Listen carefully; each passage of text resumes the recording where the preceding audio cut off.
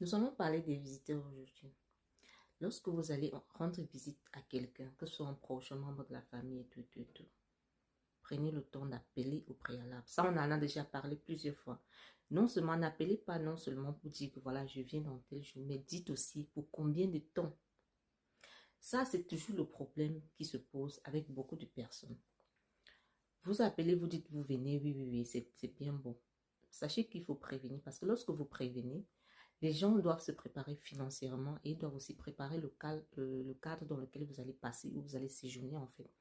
Ils vont savoir que voilà, s'il y a certaines personnes qui mènent des activités assez bizarres dans leur maison, d'autres qui se baladent complètement nus dans leur maison lorsqu'ils sont chez eux, ils veulent se sentir bien. Ils ont certaines routines, voilà.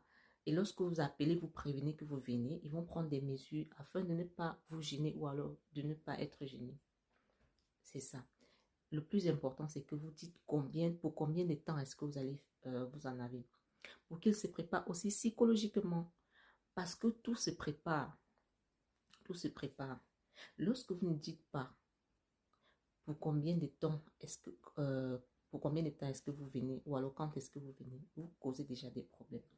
Et puis si vous dites que vous venez pour 2 jours, s'il vous plaît, après les 2 jours, emballez vos bagages. Tenez-vous prêt à rentrer. Parce que c'est comme ça que vous saquez vos relations pour rien. Tu ne peux pas dire à quelqu'un, je viens pour 2 jours. Et puis les 2 jours passés, vous êtes là assis, vous prenez encore le petit déjeuner, vous n'emballez pas, on vous voit, vous. C'est-à-dire, vous avez même déjà oublié que vous allez rentrer. C'est comme ça que les problèmes, votre tête commence à énerver. C'est-à-dire, même si vous étiez des très bons amis ou alors vous étiez, je ne sais pas, la personne va commencer à vous détester pour rien. C'est-à-dire, votre tête va énerver parce que dans la tête de la personne, c'était prévu pour 10 jours. La personne vous avait consacré du temps seulement pour 2 jours. N'abusez pas de la gentillesse des gens. N'abusez pas. Après les 2 jours, partez. Vous êtes là, après 2 jours, vous commencez à manger. Vous ne vous dérangez pas, vous marchez dans la maison, vous appelez partout au téléphone. Et puis vous inventez certains prétextes. Non, là, le taximan qui devait venir me chercher a dit qu'il ne vient plus. Mon billet d'avion a expiré. Oh, la voiture est tombée en panne. Non.